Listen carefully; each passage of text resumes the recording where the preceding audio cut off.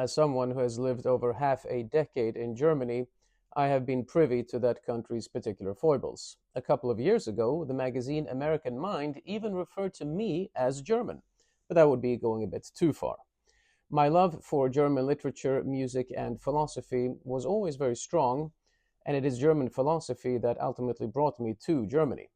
And so it's with far more sadness than Schadenfreude that I speak about Germany's cultural collapse and self-inflicted Islamization. My first inkling of what I will call Germany's lingering Hegelianism was during my initial few months in Germany back in 2004, which I spent mostly in Berlin. In my search for the best German university, I had briefly visited Heidelberg, which was in fact to become my alma mater, and I had been impressed by the mosaics of Greek quotations on the wall in the main humanities library.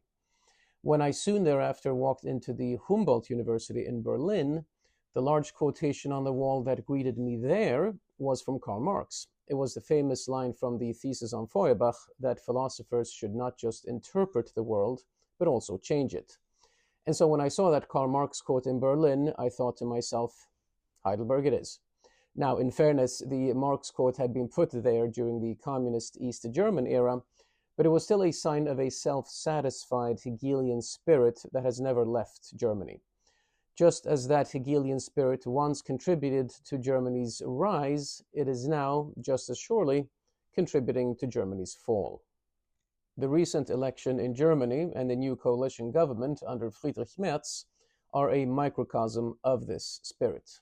Some people of a more conservative bent had hoped for a solid victory for the AfD, Alternative für Deutschland. I myself shared their hope, but I had said in a few interviews leading up to the election that I did not think the German people were ready for such a drastic change. And unfortunately, that proved to be correct. I had two reasons for thinking this. Number one, the Germans tend to believe that whatever the state does is probably for the best.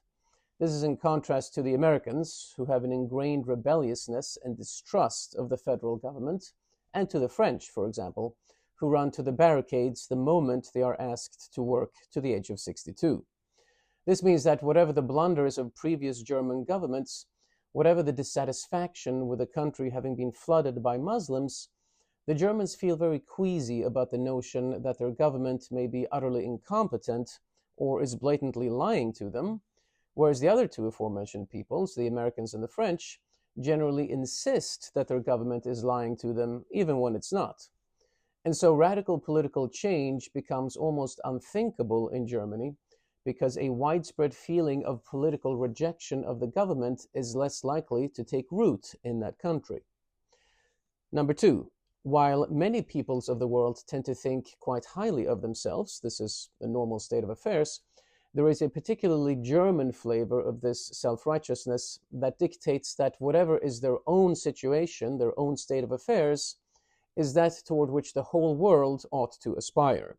There is an old German expression that rhymingly states, Am deutschen Wesen soll die Welt genesen. Basically, the world should be healed by the German spirit. This is a lightly altered version of a couplet in a poem by Emanuel Geibel from 1861. Although this is not exactly what Geibel himself meant, the sentiment itself is a common one in Germany. I have often been struck by the extent to which even educated Germans are incapable of grasping why things are done differently in other countries. A 21st century cosmopolitan German PhD will all too often come across as a 19th century untraveled German farmer who in a flea market finds a picture book about China, flips through its pages, and then wonders why things are done differently over there than on his own little Thuringian farm. This means that whatever is the status quo in Germany, whatever is their own situation, tends to represent in German minds a goal for other countries too, and even for history itself. Needless to say, such an attitude is inimical to radical change. To take the French and the Americans as contrasting examples again, the French tend to hold their own manner as exclusive and would almost consider it an impertinence for other nations to imitate it, while the Americans, who, contrary to popular opinion, are among the most open-minded people in the world, tend to think that it's right and normal that different countries should have different customs. Now, of course, radical change is less likely in parliamentary systems, such as Germany's, where even the victors must generally reach a compromise with other parties in order to form a government, as opposed to the American two-party system. But even so, it has become all too predictable in Germany that every new government will look a lot like the previous one, although this is to some extent also a pan-European problem due to that continent's post-historical nature, as I've written about elsewhere. Again, I'll put some links in the description below. Germany also suffers from a post-historicity in which the great ideological battles have already been waged and settled, and in which Oikophobia largely won. But the particularly German reluctance to be dragged into history again derives from the mentality that the German case, the German situation, is by definition already right. This is the German mentality. So, what does all this have to do with Hegel?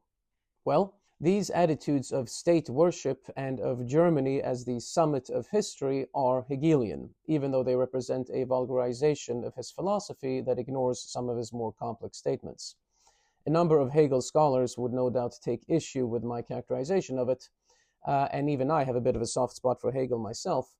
But it's too often the case that scholars, once they have decided to devote their careers to a particular author, thinker, or cause, are blinded by their knowledge.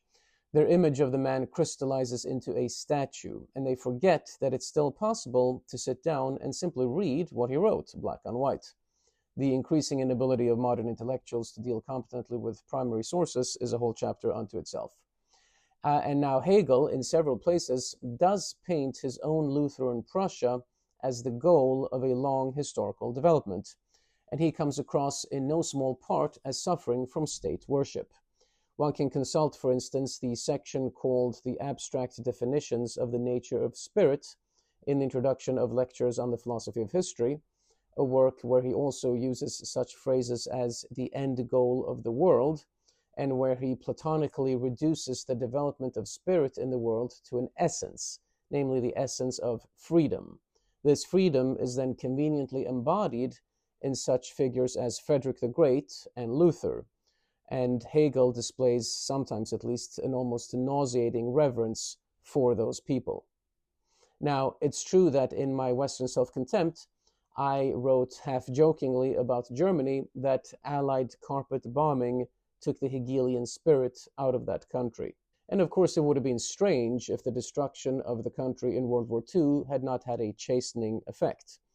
But there is still a lingering Hegelianism in Germany that expresses itself in these attitudes that I've been describing. Now, these attitudes can, of course, be useful in their right time and place. As I said, they once contributed to Germany's rise. The confidence that a sense of historical destiny can bring a people will often propel it toward new heights, and a genuine superiority always knows that it is superior, contrary to the insistence on false humility that is one of our own age's prejudices. But the self-assurance that once led the youth to take risks and make new discoveries becomes almost comical in the old man who refuses to move, though everything around him is collapsing. In fact, the German mentality of moral self-righteousness and state worship has changed remarkably little since before the war. Fortunately, of course, the German state is no longer arguing that European Jews should be annihilated and that the planet should be conquered, but whatever the state does argue is still seen as almost unquestionably right. It was this sort of attitude and expectation that led the Germans to agree with their state that the best way to atone for the murder of millions of Jews would be to invite millions of anti-Semites to settle in their country. It is Germany's lingering Hegelianism that allows this seeming paradox to in fact be an expression of continuity, which of course is not to say that Hegel himself would have defended such an action.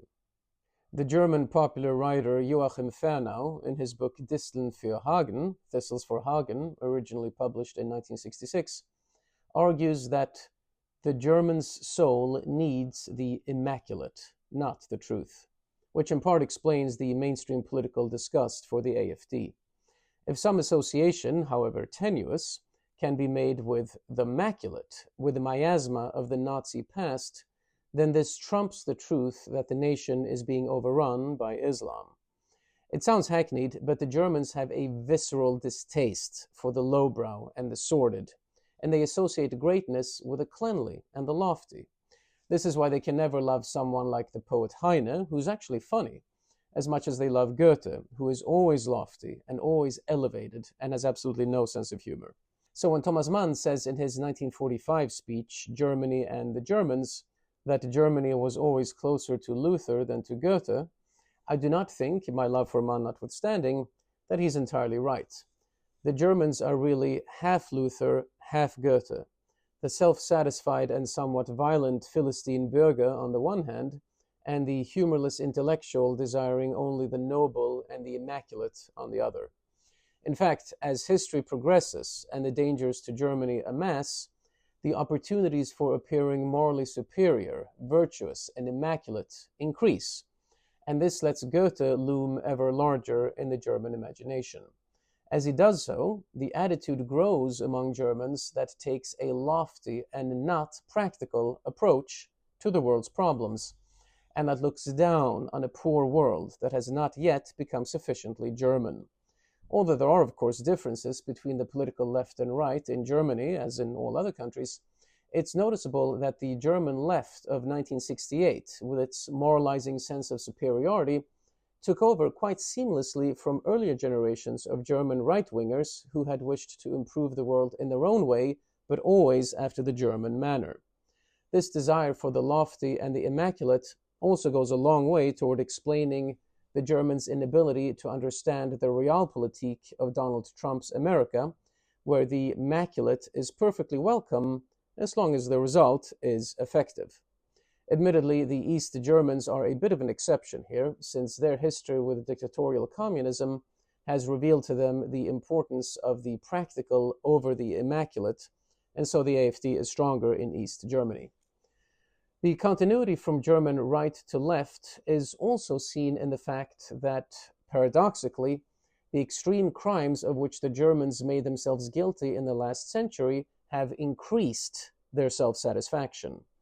This is because there is now a generalized feeling in Germany that by dint of having gone from virtue to sin and back to virtue, by having run the gamut of human experience, they have earned the right to lecture other peoples about good and bad. And so things continue as before, because in a post-historical era, sprinkled with German Hegelian state worship and a view of themselves as the summit of civilizational development, there is no need for Germans to move from the spot they have occupied. The recent German election is thus to a considerable extent an expression of the vulgarized Hegelianism that sees everything worthwhile as having already been achieved. So even a typical German conservative, who in recent years, due to the Islamization of his country, had begun to lean toward the AfD, decided to split his vote. Germans have two votes, one for a candidate and one for a party. That is, he decided to still support, with one hand, a more established so-called conservative party like the CDU, because he wanted a moderate and supposedly healthy balance between right and left. Or he just went all in for the CDU, thinking that this was the proper amount of right-wing politics. He didn't understand that in an atmosphere of such inertia, only a radical push could move the structure in the slightest. The reluctance to go all in for the AfD then of course had the predictable result of leading to another anodyne coalition between the CDU and the SPD, which will continue the economic self-castration of the Germans and slowly allow it to become an Islamic nation.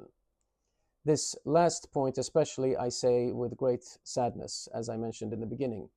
Having myself acquired the German language, taught in it at Heidelberg, and written my own dissertation in it, having spent countless dreamy hours since childhood with Bach, Beethoven, and Wagner, having regularly strolled the philosopher's path overlooking the world's finest university town, having lived for years on the very same street as Hegel himself, having gone on pilgrimage to Hölderlin's Tower, having laughed with Heine and wept with Rilke, having admired the white cliffs of Caspar David Friedrich and the art collections in Berlin, having even read about my own Jewish family of rabbis and writers in Saxony in the 18th and 19th centuries, with an old portrait on the wall of my great-great-great-grandfather, who, before he became the first rabbi of Gothenburg, had studied under Hegel in Berlin, my heart is broken that all this is yielding to Islamization. As I left Germany in the winter of 2012 with my still quite freshly printed doctorate, I was happy to be going back home to America, but I carried a love for Germany along with me. The question remains whether, once the people of Germany wake up from the lingering Hegelianism, it will not already be too late for them to stop their collapse. If I had to guess, I think it will be. And in spite of this rather depressing note, I hope if you like this material that you'll consider liking and or subscribing and or commenting below, and I'll be very happy to continue the conversation with you. Thank you.